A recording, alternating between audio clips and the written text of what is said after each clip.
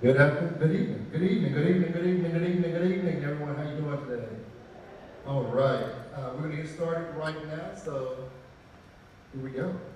We're excited to host the screening of the Amazon Prime Video's Silver Dollar Road. As a part of their This Is Our Land social impact initiative, we're thrilled to be among the first HBCUs to host a screening of the film in the backyard of where the Rios family beautiful land is located in Carteret County. We believe this is no better place in our state to spark conversation about land, this possession, excuse me, especially since it affects so many families in North Carolina. Before we get started, I'd like to welcome Desiree Jones, who leads the agency partnered with to screen this film at ECSU. And if I didn't introduce, I am Professor Clarence Gullis, Assistant Professor of Graphic Design and Director of 1714 Media. Let's welcome Desiree. Thank you, Professor Gullis. He's being so modest. They organized all of this. We just showed up.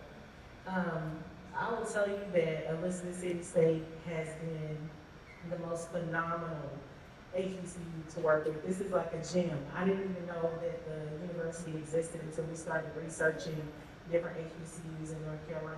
And when we got on the phone with them, we were met with just enthusiasm and support, and they hadn't even seen the documentary.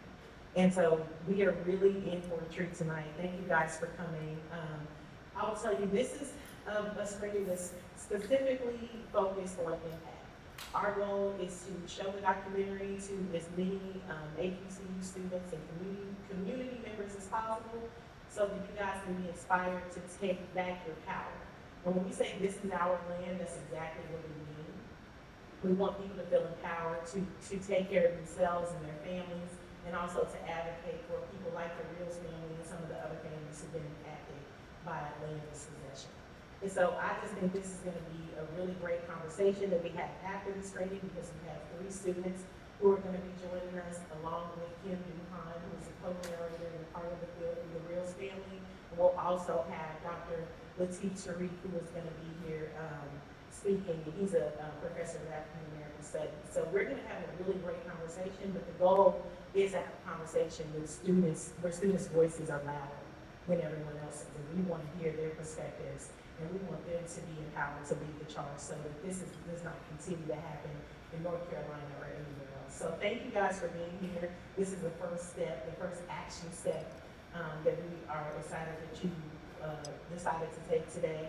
And if you can, move closer, because I just think, we need to be all close together, at least when we get ready to do the talk back, because this is going to be, you're going to recognize the power of the unity that's in this room.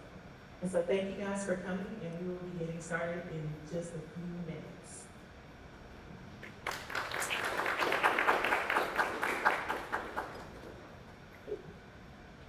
Well, first, the entire 1704 Media Productions is really representing us well tonight, so we're really excited about that. If you guys can give them a round of applause. So, has been phenomenal from day one. She has been like, okay, what do you guys need? I will help organize. I'll be over volunteers. I'll send out social media posts. I don't want to hire her, low-key, I haven't told her. But she has really been phenomenal in orchestrating this whole thing. So we felt like it would be an honor to have her moderate this discussion. And so I want to welcome out Kristen. Round of applause, please.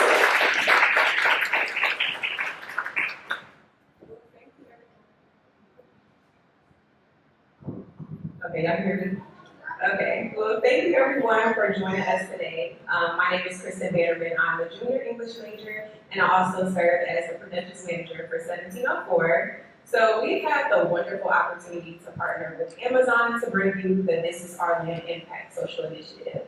And we are honored to have the screening of Silver Dollar Road here at the Elizabeth City State University. And personally, I've seen this film several times, so I've been very, very moved by this family story. And tonight, we do have some very exciting guests who are going to join us and just talk a little bit about the film and discuss more broadly the topic of Black land dispossession. So I'm first going to start with Cameron Shear, who is a student here who is a computer and electrical engineering major, also the president of the NAACP.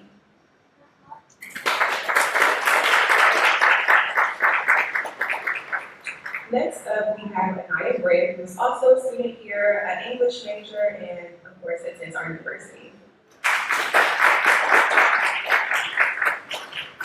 Next up, we have Dr. Latif Sari, who is the assistant professor and program coordinator for the history here at ECSU. All right, and lastly, we have Ms. Kim Duhan, who is a member of the Reels family, who also co-narrated this event and also for the Silver Dollar Road film. So if we can get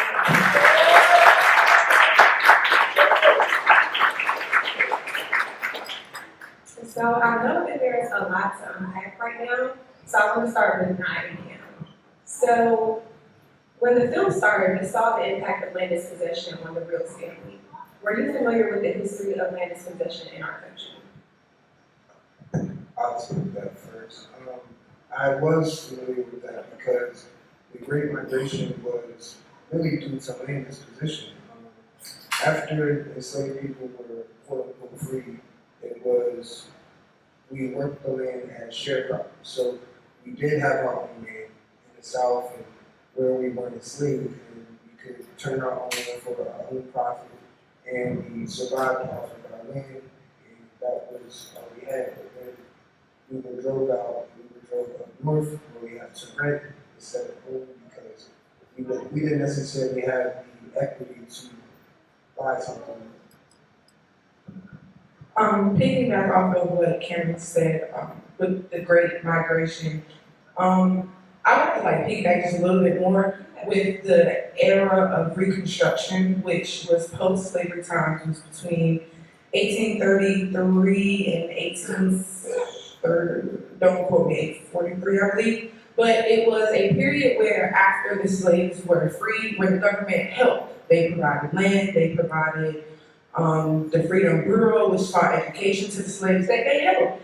And I believe that the government kind of realized, wait a minute, we've given them things and they're starting to progress, they're starting not to need us anymore. Oh no, we can't have that. So that is when, in my opinion, the Great Migration and the Harlem Renaissance happened because people were forced to move, as Cameron said. But it was, I guess, after the help of the government, which kind of makes it kind of crazy. As we look at the Silver Dollar Road film, and this is land that white people didn't even go into. These were beaches that white people did not swim in. And 20, 30, 40 years later, now you want to drive generations of people off of land. So land disposition for the Black community is not new, it's just publicized. I'm happy that you mentioned that because I actually want to get into talking about that history. So Cameron, you're the president of the NAACP. It has a long history of advocating for Black people facing injustices in land theft. So tell us a little bit about the NAACP's work with landowners, Black landowners. So what the NAACP does, usually the protocol is to provide assistance via litigation. So you'll have a lawyer, you'll have representation pro bono, and we help actually drive those voices against us out. But usually, these were NAACP members that were doing our people were lynched because let's just scare them away. And it worked because, if your neighbor gets hung on their own tree, you're not going to want to go back there. You're not going to want to live next to a catastrophe. You know what I'm saying? So when we participate in actions like that, we usually try to just get things through.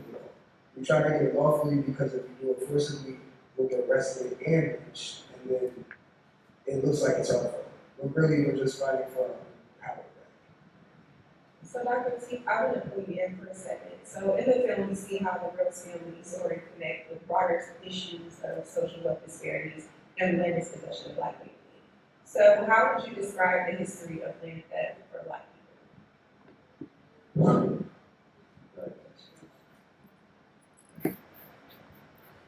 Really, really got to put it into historical perspective. One of the things that you saw in the film is that this particular family is facing a system of white supremacy. So when I say white supremacy, I mean this is just not everyday white people just trying to take their land like their next door neighbor. This is actually the court system, the developers. This is everybody who has the ability to manipulate the justice system at every level.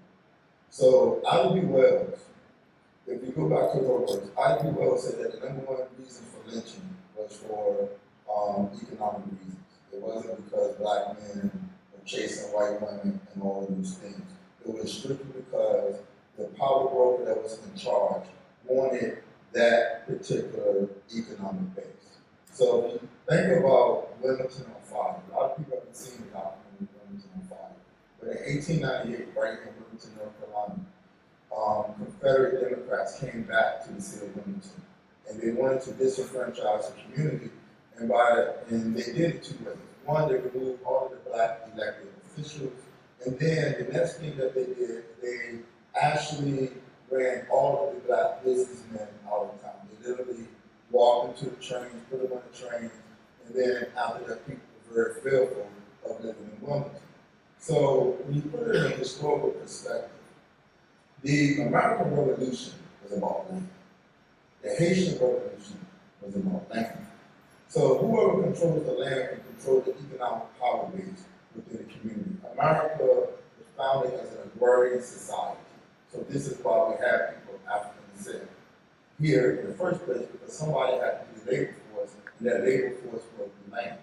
So after the Civil War, black people wanted two things: education and land.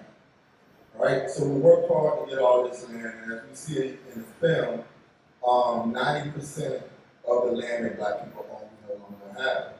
One of the things that I was able to do while I was watching the film, was very easy to make one. So we think about Mary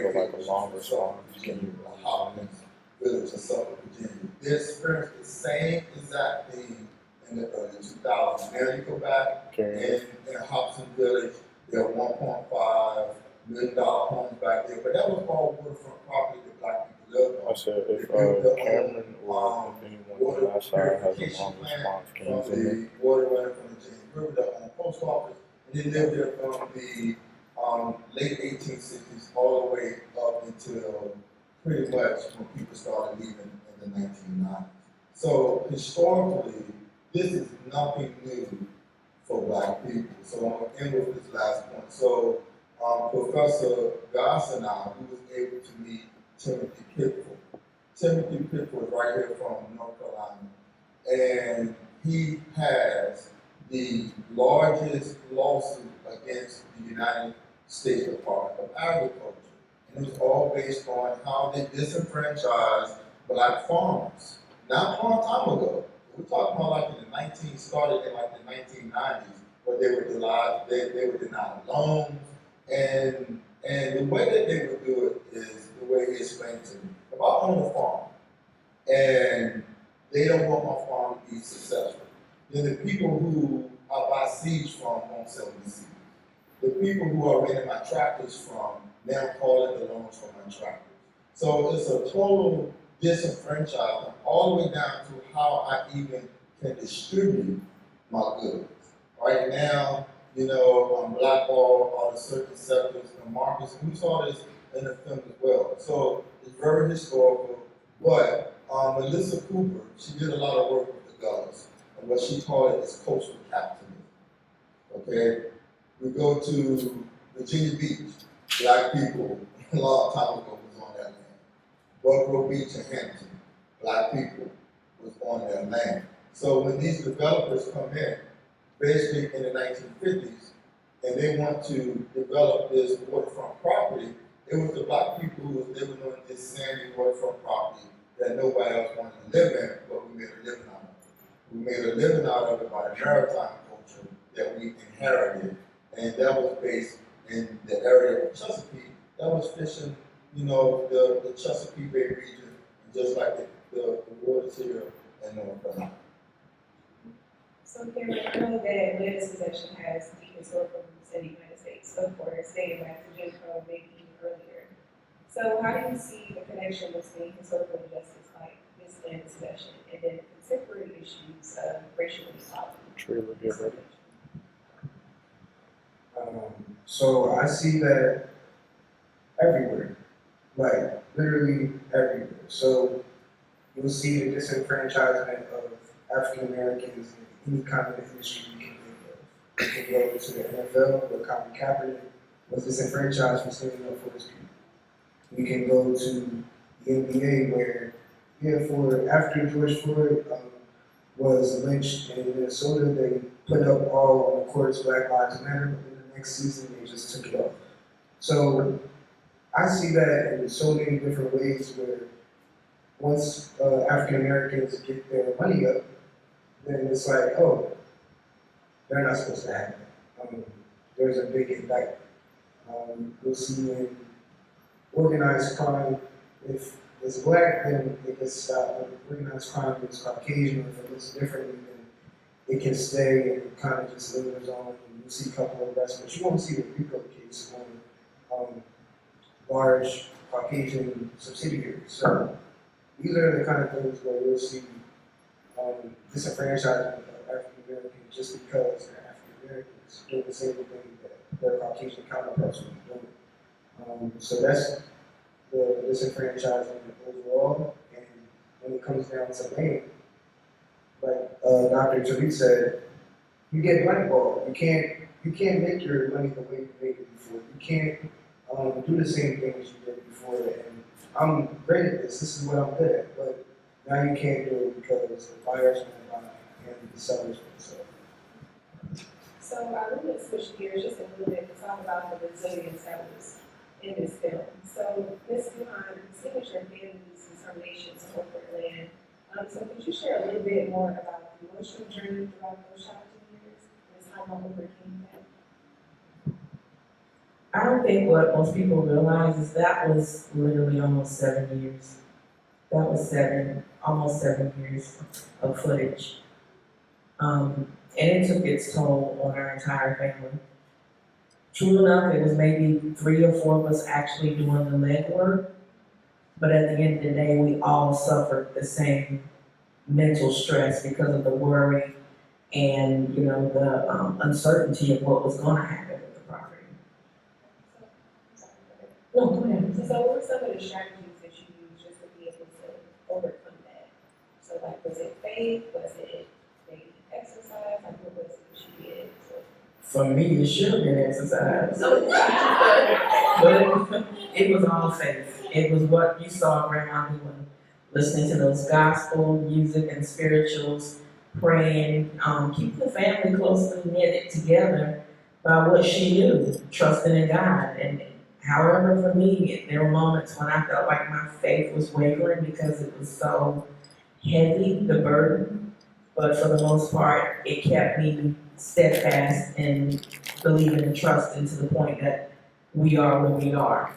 So it was all faith. So in the film, we see the Wilson, of course, it exemplifies resilience. So can you share any personal or community stories where you witnessed resilience?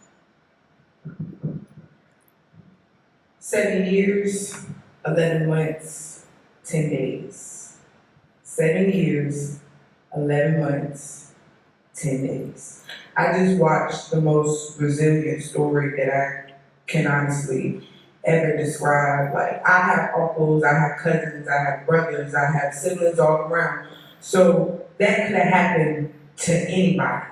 That could have happened to you, me, anybody out there in the car. That could happen. So it's like to watch that film and see from beginning to end. Like, we didn't see it kind of like edited. We saw beginning to end how it happened, what happened, how they fought through it. We saw the tears, we saw their whole story. And in my opinion, it gets no more resilient than that. To have 2 of your family members incarcerated for trespassing on land that has been theirs for generations and generations and generations, and for y'all to continue to fight until you see them freed, until you get your land back, I feel that it just gets no more resilient than that, in my opinion. Okay, so I feel like you can't go without the incidents. So how do you think this sort of relates to our generation, and what discussions or actions do you hope this screening will inspire on this issue? The biggest thing that I really hope our generation takes from it, It was a scene when I guess Uncle Melvin and Miss Jerkson, they was walking, and he asked her, like, how do you feel about this? She was like, yeah, I don't really care. And he was like, well, you need to care, because if you don't care, then what we out here fighting for? And then we chuckle and we giggle. But what he said was so powerful, because if we don't care, what are you fighting for? And I feel like that's what my generation needs to take into consideration. Like when we saw Nate at the end of the film, he was explaining how, like commercial fishing is what he did. And if his family didn't fight for the land, then he was gonna have to find other means to provide for his children. So I feel like that's the whole concept to me, is to always fight for what you want. For a long time, we couldn't fight. But when we did fight, it was a problem. So with the voice that we have, with the finances that we have, with the technology that we have, you always have to fight. You never leave your family legacy behind, if that makes sense. Like that land is what is their carbon footprint. If they let somebody take it, in 20 years, you'll never know about the Rose family. You'll never know about the beach. You'll never know about what it was. It's about keeping that legacy going and keeping their family name alive. And that's what I hope my generation takes over from this.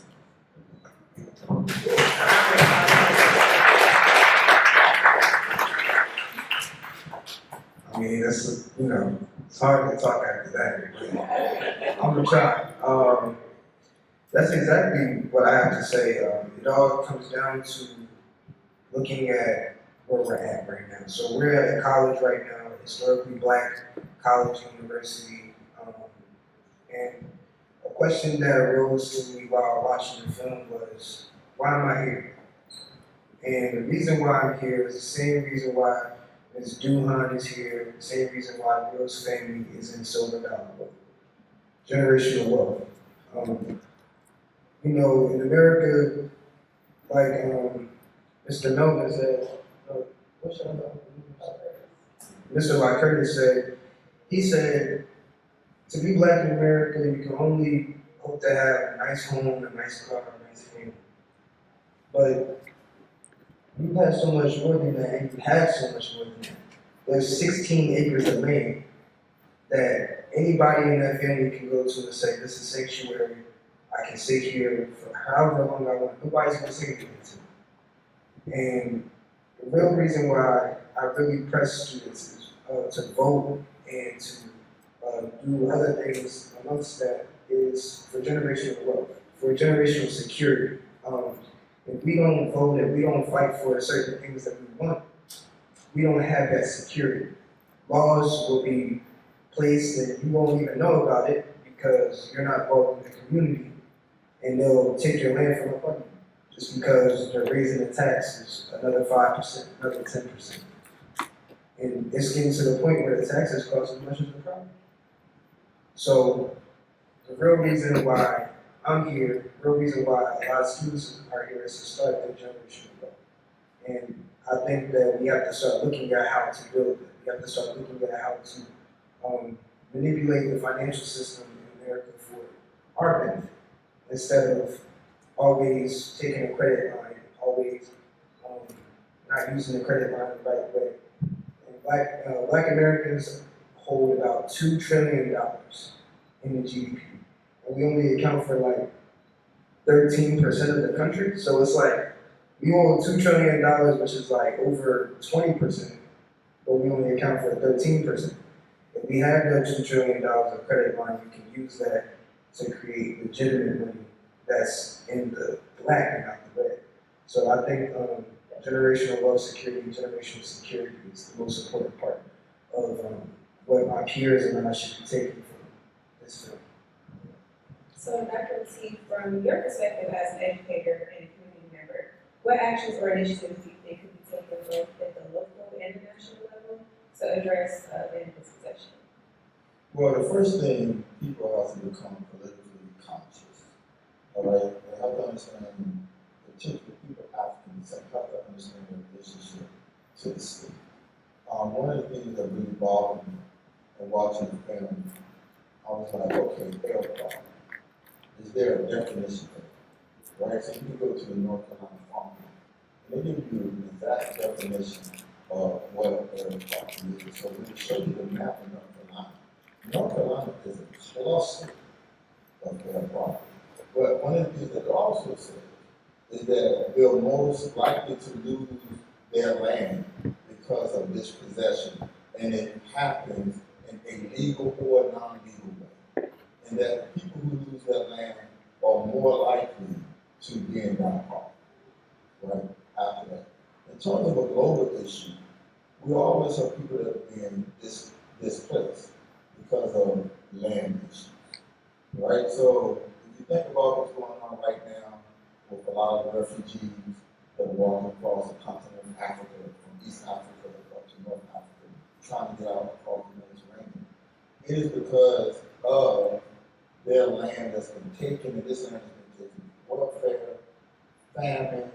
So displacement happens in all sorts of ways. But I think the biggest tie-in for us is understanding the law.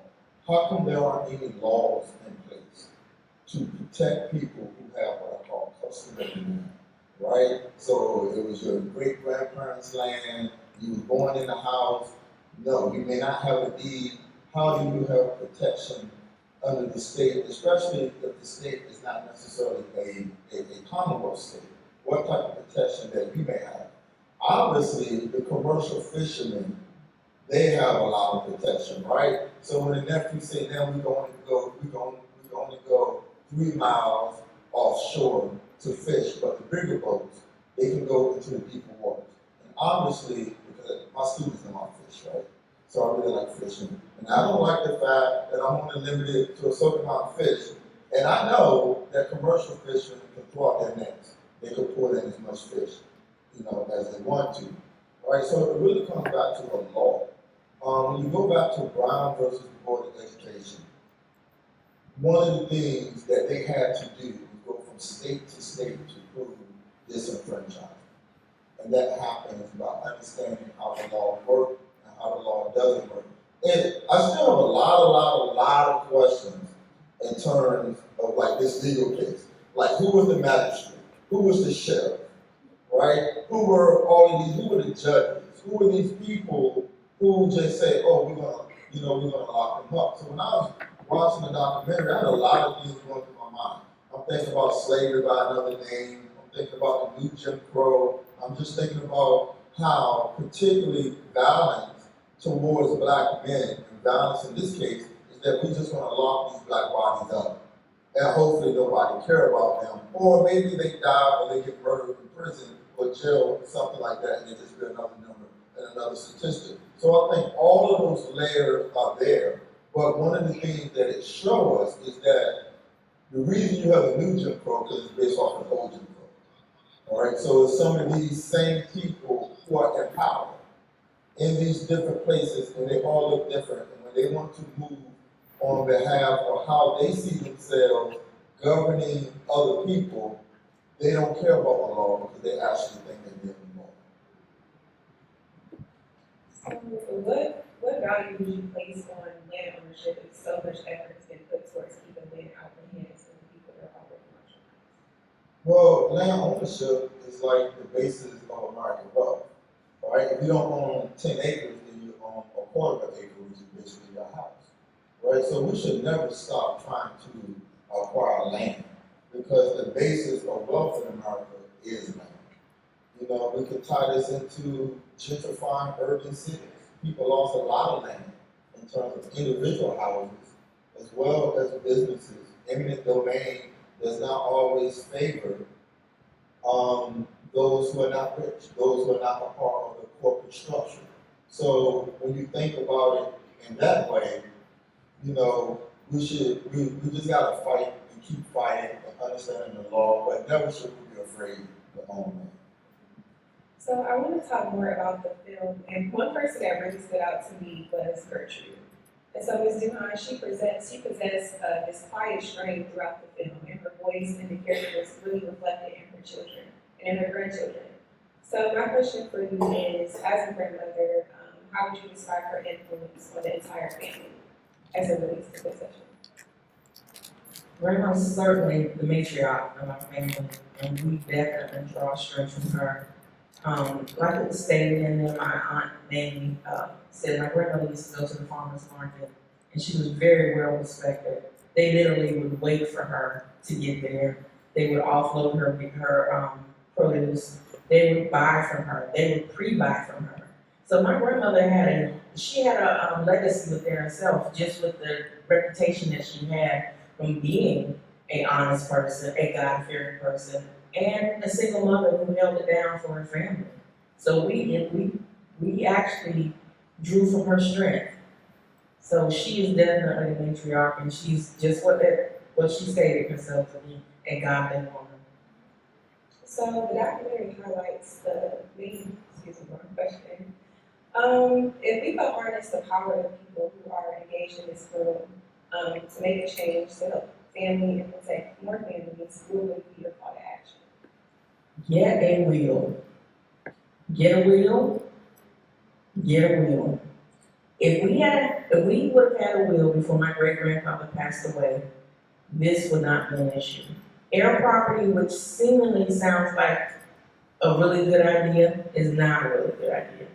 Because now we're actually possibly gonna have to fight with the heirs just to get on board with where we are currently with the property. Get a will, and acknowledge yourself, make yourself knowledgeable of your history. That's very important. You need to know your history. And also, I know that there's a course that's actually offered on our website. Take the course. It's a free course to make yourself knowledgeable with our situation so you can help somebody else if they're in that situation. And I know that there's only so much information that we can get from the documentary about your family, but what do you think people should know about your family so that they have not been The attorneys, the lawyers, the judges, the policemen. The history of where this story actually began was the person that actually worked for the developer was actually our attorney first. So there was a major conflict of interest. He represented my family, and later on, he represented the developers. So there was a major conflict of interest from the beginning. Not only that, my uncles were literally punished. They were punished, and it was a situation where we're gonna break you. In this county, we will break you. So it's the Good Old Boy Network in Carteret County is exclusive. And it just doesn't stop in Carteret County, it goes all the way to Raleigh.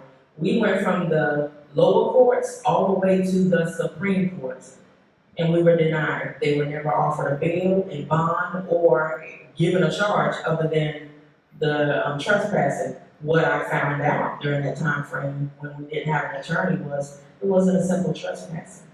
It was a trespassing charge that was attached to a child support decree and a divorce decree, which made it almost impossible to get them out of jail unless they purged themselves.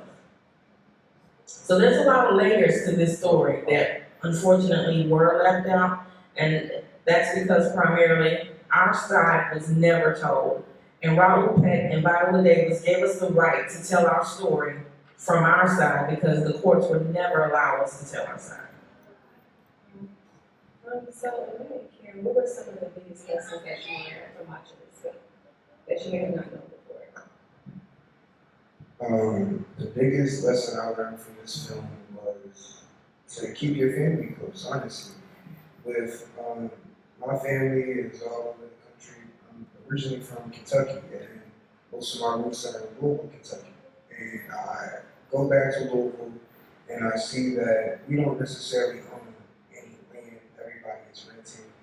You go over to somebody's house, and there's still a mortgage.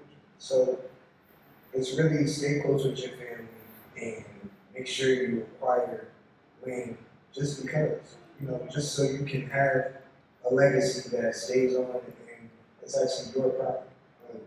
And the will is very important too. So that's those are the two things I really took from the film.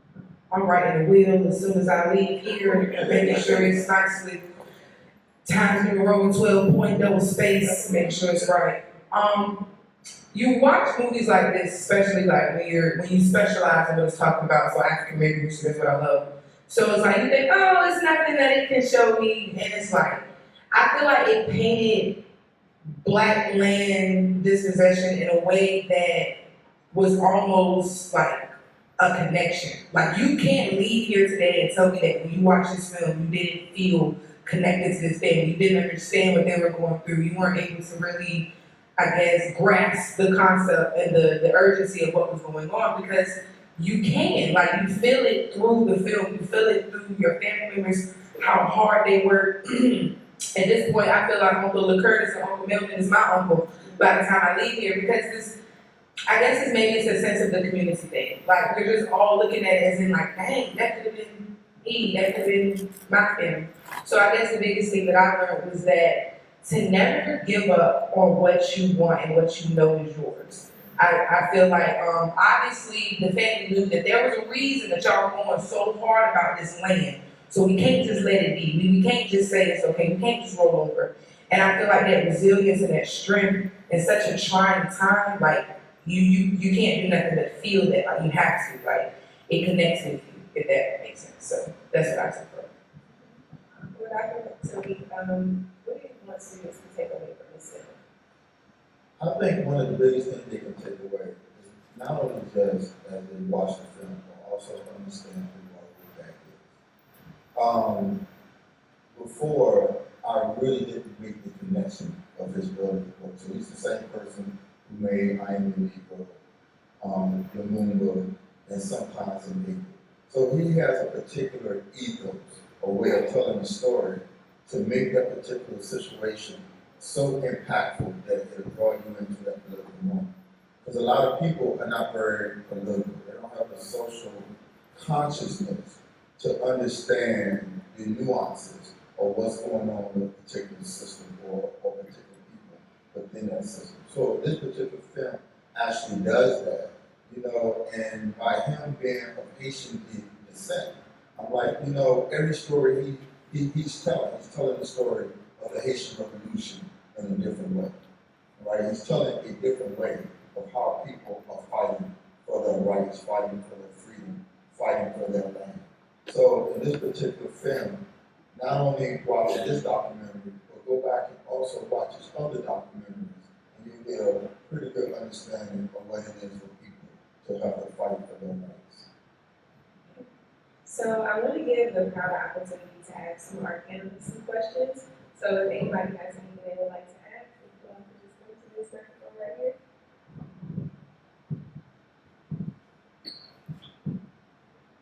Any comments?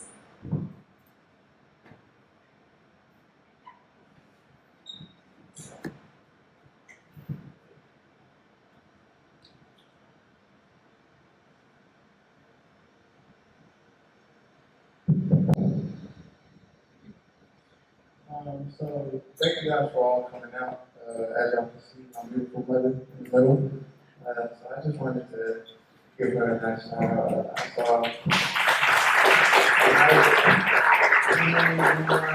in person, I saw the whole fight and struggle and not only her fighting for that, but my father as well.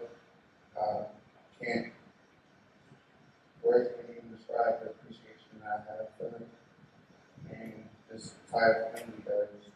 So, love you, Mom. Thank you.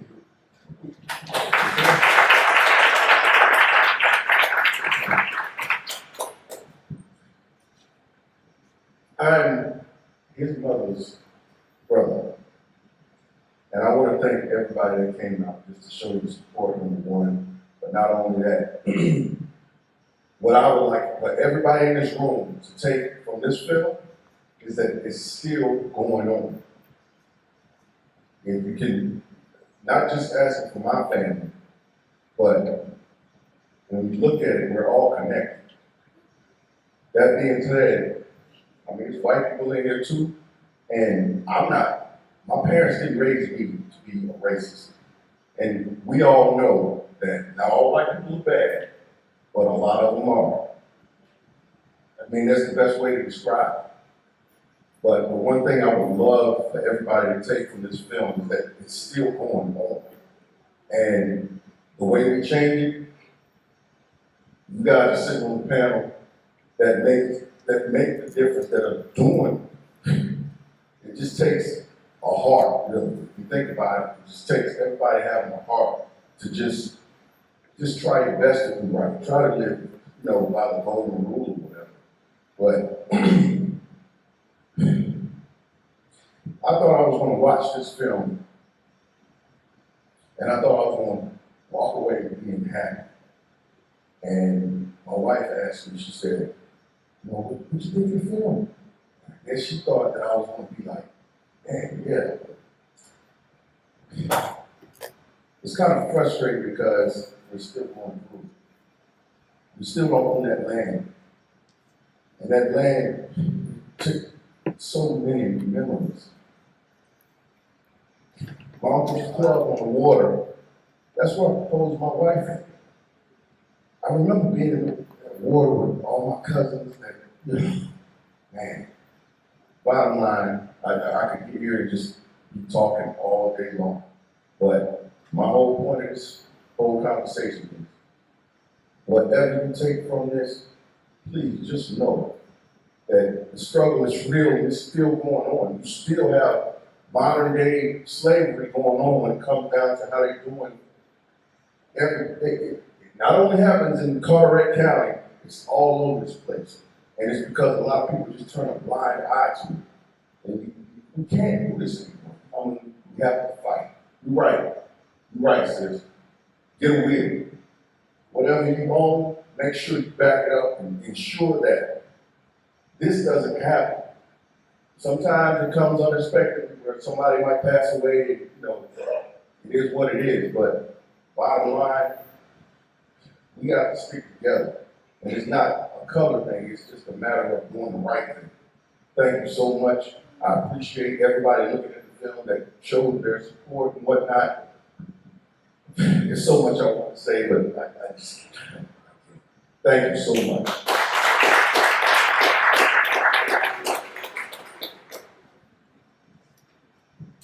Hello, thank you so much for coming to our school to do this whole event and be willing to tell your story. So my question is two parts. So how is the younger generation in terms of trying to push this issue of reclaiming the right to your land and the property? And also, have you found anything in your archive or family history or documentation that proves that you are the rightful heirs to that land?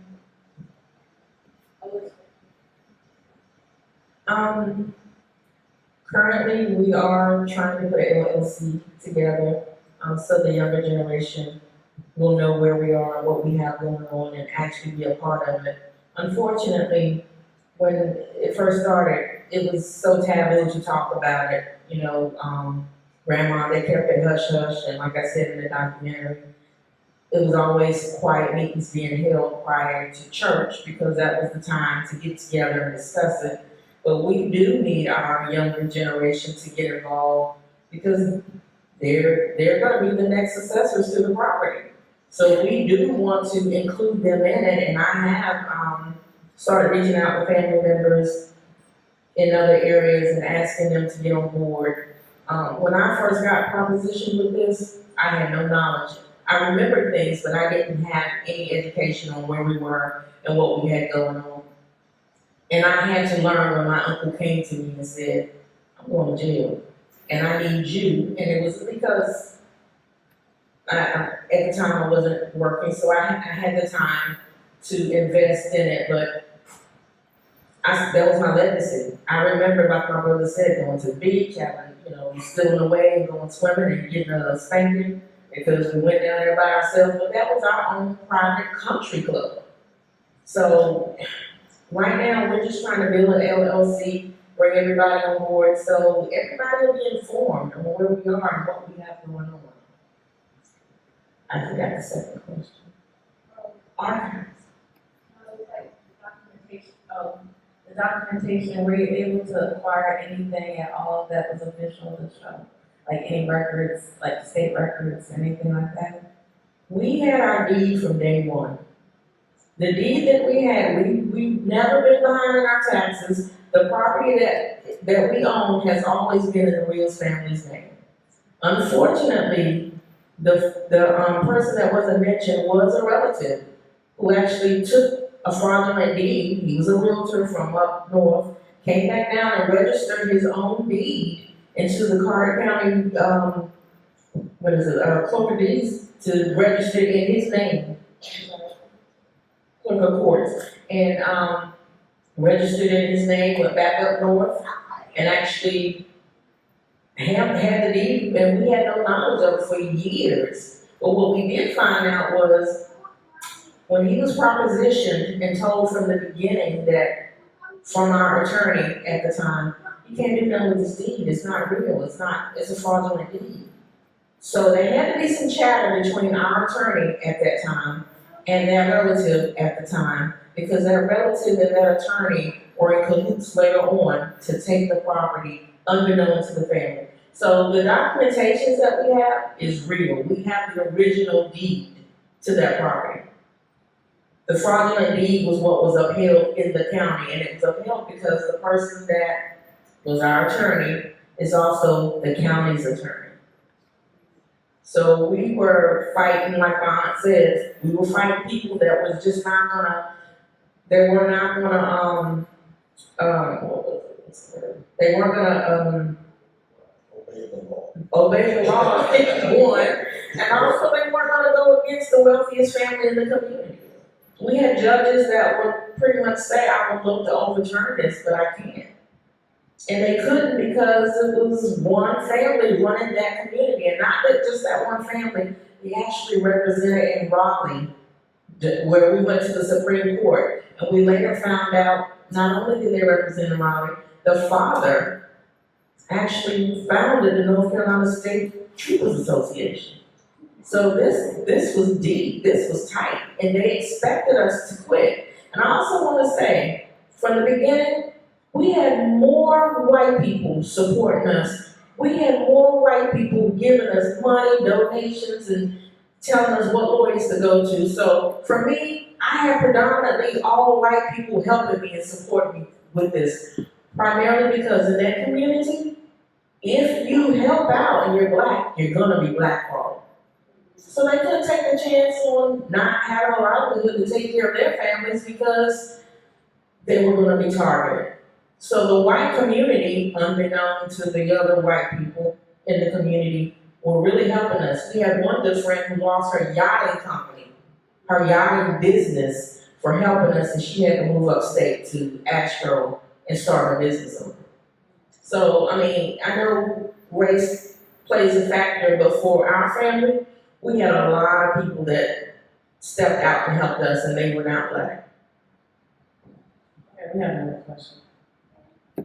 Hey, my name is Andre Hill, and I just want to say this movie was actually this was very impactful to me because just there was so much emotion in it, and it just really gave me like hope for like my generation because like when I, especially like me, because I'm from Charlotte, North Carolina, and I'm going through something like similar right now with court cases because I was just locked up for a assault charge because the officer was talking about in the courtroom and I was trying to defend him and we were locked up together. And he was locked up for 30 days. I was losing 14 days under because I was a college student at the time. I was living here at the time. And when I was released, they still said they gave me 7 counts of assault and 4 counts of resisting arrest. And they just couldn't continue in my court case since this date, and they haven't given me any like type of what can I say, mail or anything, just that, just show up every week, show up, just keep pushing back. And like the entire summer, like I got kicked out, like I couldn't have financial aid from school because now it's on my record, so like I know what you're doing. And it's just like, they involved me, like, especially the part where like later in prison, and he's talking about his brother, that really felt in my system because me and my brother were both in the same cell at one time. So it was like, it separated us. So it's like, I didn't see my brother because I was in solitary confinement for 5 days straight before I got out into the public. So it was like, it was torture for me. Like, I couldn't, like, I was 23 hours in and 1 hour out. It was torture for me. So I'm like, I understand what y'all are going through. I really do. And like, cause I'm still fighting mortgage. Like I gotta go back in like 2 more weeks to go because I have to keep going back and forth to Charlotte school because this court case that I have like in Williams County and because it really like eat away at me. It's blood in my blood every time the court was trying to like come to my house and harassing my mom about it. Like we send letters, but like it's like I feel like sometimes it's like what can I do? Like this really gave me like more hope because it's like there's so much like I just want to lash out. It's like I know I can't because if I do, they just really want. So it really just involved me, like made me like see like a bigger picture of how this is going to be like this is something I do want to strive for. I do want to pursue my career later in life. So I thank you for the like your story, and I'm glad. That's what I want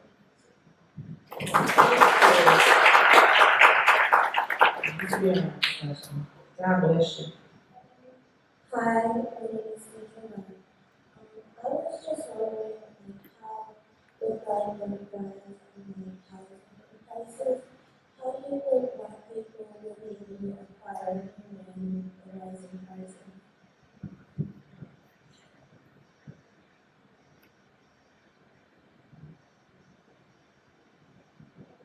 Anyone can answer. Well, they won't. Sorry. I'm a realist. When it comes to the market and land, the price of it is rising. Inflation is obviously hit our country is at an all-time high.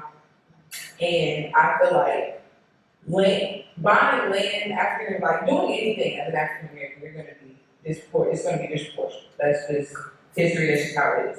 So when it comes to buying land, that's really no difference. I do know, of course, several well-to-do Black families that have their land, and most of them have had it for a long period of time. But I do feel like now, with the way that prices are going up, and different groups are going on strike because they want better wages and better work conditions, it's like it's almost impossible to simply buy a house with how houses are on the market.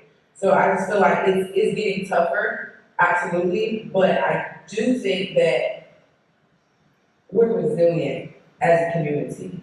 And out of the million and one things that have happened to us, out of the million and one things that we've been through, I still know successful Black people, I know successful old Black people, I know successful young Black people. We're gonna be okay, if that makes sense. But I do believe it is gonna be a struggle at some point. It's a struggle now to simply buy a house. Please go on Zillow. It'll make you cry all night long.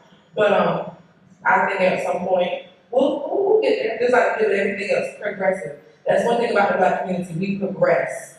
Point blank period. We start at the bottom, make our way to the middle. They push us down, we get to the top. They push us down, we get back to the middle. They push us down. My grandma, who right there, her favorite line is, if you at rock bottom, you can only go one way. That's to the top. I agree with that, but the main thing that also went through my mind with the film was reparations. We deserve our reparations. This film is a direct correlation of that. 40 acres and a mule, that's not a myth, like, that's really what we deserve. Like, slavery was literally hell. So reparations is the only way. Work off your land. If you want to sell the land, you can. It's going to be at a nice price, but work off your land, put your family on the land, and increase your land ownership. But there's no way you can do that unless that's given to you. Like California is trying to have reparations law. That's not enough. $800,000. I forgot what the figure was, but the governor of California had offered up a reparation settlement, but it's really lame. Give us some land.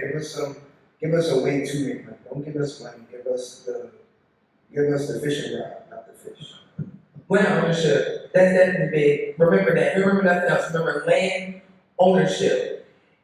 If owning land did not hold a lot of weight or didn't do something that could put you forward, they wouldn't try to stop you from getting it. There might go be anything that's gonna help you progress and become a better African American citizen. It's gonna be hard as crap till you get it. It sucks. But if you already have that mentality now, the obstacles won't seem as bad. So what I mean by that is, Johnny might go in the office, sign a deal, you get his acres. You might gotta come with a co-signer, 3 mules, a cow, a maid, the house, the car. You gotta come with all this extra stuff, but you still get it. You get what I'm saying? So it's gonna be a battle. It's never gonna be easy. But like I said, my community, we're on it. Anything we want, we get. So it's like, you gotta work for it. It sucks, but working 10 times harder, I feel like it also makes you know that you work for it. Working for it is always gonna feel better than just having it given to you, if that makes sense. Period. You want to add to that? Well, yeah, man, she just made me realize something. I just recently got my degree as HR, my HR degree. And I never thought that was gonna happen with everything I was going through, from the loss of my husband to dealing with the property. And what she just said, it inspired me. My sisters and my brother are an inspiration because they are holding it down. And at one point, I thought I was holding it down. But the depression from what I was dealing with made me feel like I couldn't, where I was where I was gonna be. And what she said inspired me to just think, you know what? You do have to get back on this horse. You do have to go back to work. You do have to make generational wealth for your children. And it's inspiring to know that there's a chance to do it.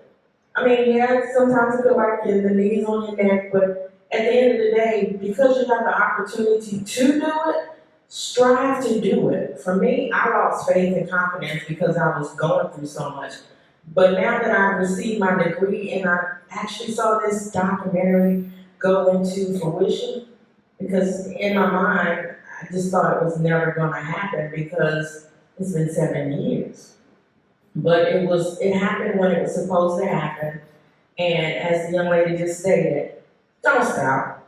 And that's just not for y'all, that's for me too. Don't stop. You can have more, but it's up to the individual. And if you work for it, you'll cherish it more. So yeah, don't stop.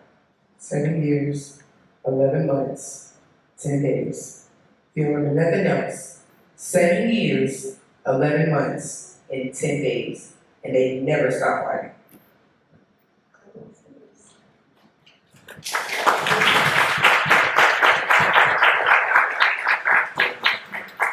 So, did you have anything to add? Well, I guess my biggest thing is we need everyone involved, right? There has to be some type of oversight over banking, the banks who make decisions whether or not someone get a loan, they don't get a loan, what is the criteria, still, even to this day, we have African American families who make a considerable amount of money and they still get denied. Same thing with the appraisal of their home. They can have a home for $700,000. If one person comes and appraise it, they can appraise it at one price, and another person comes and appraise it at another price. Right? So where's the equity in all these different systems that govern the economic prosperity of people? Capitalism in itself is folding in itself. Because it's just not black people that's being disenfranchised, right? Ultimately, working and poor class people in the also being disenfranchised. And if we as citizens can realize that there is some class dynamics and what's going on, and that class dynamics can really address those issues and really take away from the aspect of race, right? Because it's happening to a lot of different groups of people. So there's when voting come back. But more than that, we also remember that, civil disobedience and other type of militant radical action may also be necessary. Because that's the only way you're going to be able to reform the system, and you have to put pressure on all of your representatives. Okay, local, state, and federal representatives. Because I'm very interested to to know if you all can even file a complaint with the Justice Department, right? I mean, you got magistrates, judges, sheriffs, surely that lawyers should be involved, right? We should not have a license to practice law in the state of North Carolina. So there's a lot of layers to it, but I gotta be quite honest with you. I don't care what type of system they put in place, it's never gonna stop people from being prosperous. It's just not possible, right? It may hurt, it may be hard, but as long as we do what we know is necessary and just keep going forward, then, we'll be all right. But before Desiree comes on with your remarks, I just want to say thank you all for joining us tonight and pass it on to you. So we can get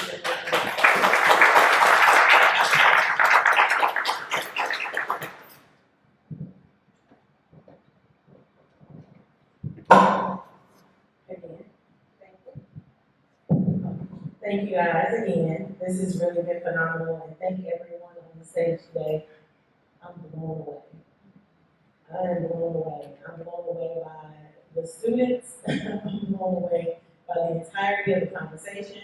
I'm blown away. I've heard Kim speak already, and tonight you came from a place of passion that really just got me fired up. I'm ready for the rest of this tour. But thank you all. I do want to conclude, but I don't want to take the conclusion. I actually want to allow the mayor to conclude, but I want to encourage you all to visit our website, silverdollar.com. We have resources for people who may be at risk of losing their home. We have a lot of organizations, especially the ones that are based in North Carolina, that you can reach out to and let them know if you have an issue and you need some support. Also, we developed a course, so our students, y'all know, we gotta develop a course for y'all. So we developed a course that talks about the history of land dispossession from post-Civil War all the way through today. So we know that heirs property is a big topic, especially as it relates to this family, but it's not just heirs property. It's eminent domain, urban renewal, gentrification. All of these things Black people are disproportionately impacted by, and we need to be aware first and foremost before we can act. And so we encourage you guys to check out our website. If you have a story that you want to share and you want other people to rally around you, share it on our website. We created a space in the community for you all to do so. And so now, I would like to welcome Mayor Rivers to join us to conclude. I didn't even know you were here, and I'm so honored, like, oh my gosh, the mayor is here. So I thought it would be very fitting for you to conclude for us today.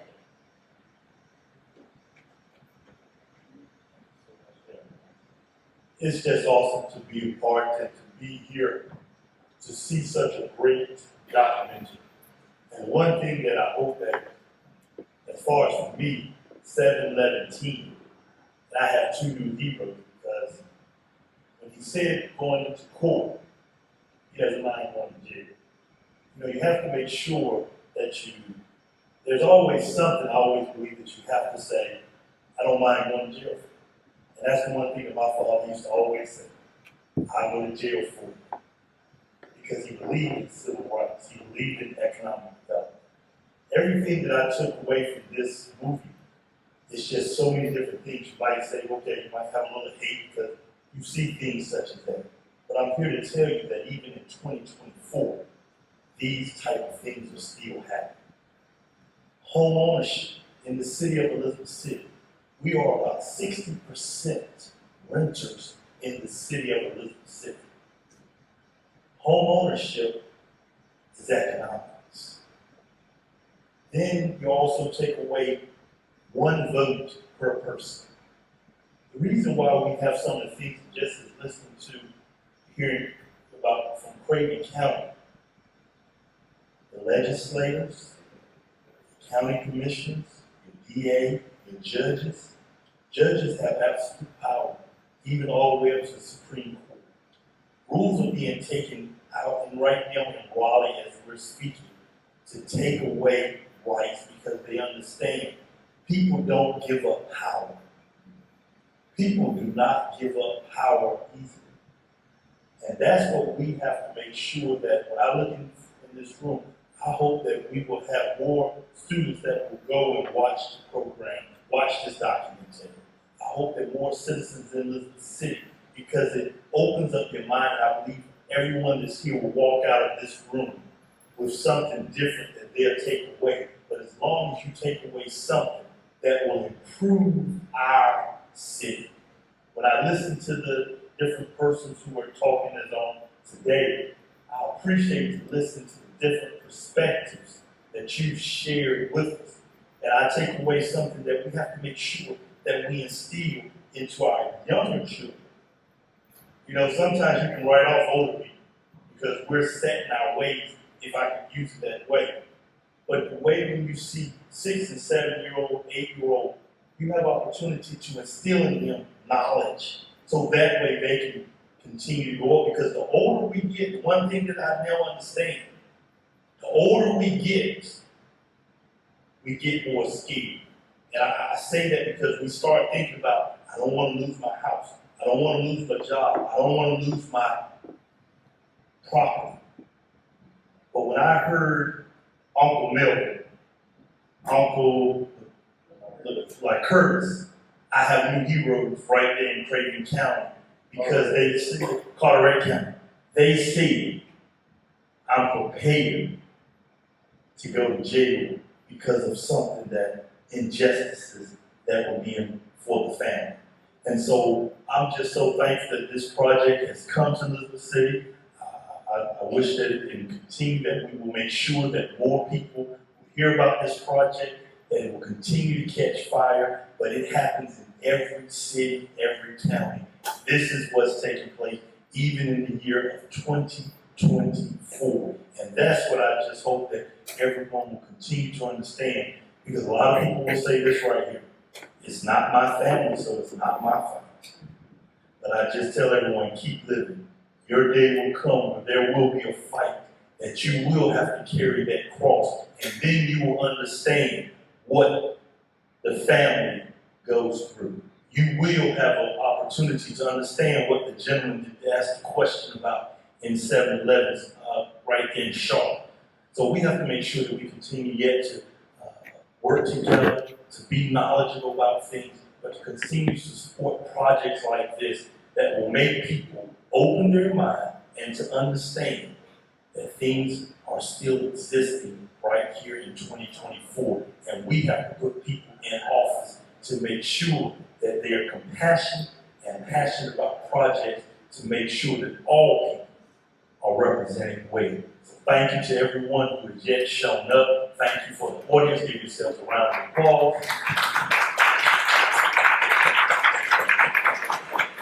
And don't let this go in vain, but leave out tonight with a sense of a purpose to find out how you can continue to make a difference, to make this world, this state, and this city a better place. God bless you. We want to give a special thank you to Professor Clarence Goss, who runs the 1704 media on campus, to the entire 1704 team. And we cannot forget Dr. Reed, who has been a silent supporter, really rallying support, allowing us to come in and talk to the professors so that they can rally support among the students. Thank you all for allowing us to be here, and thank you to my team, Jamal and Amanda, for coming on this journey with us. And we are excited, and we will be back.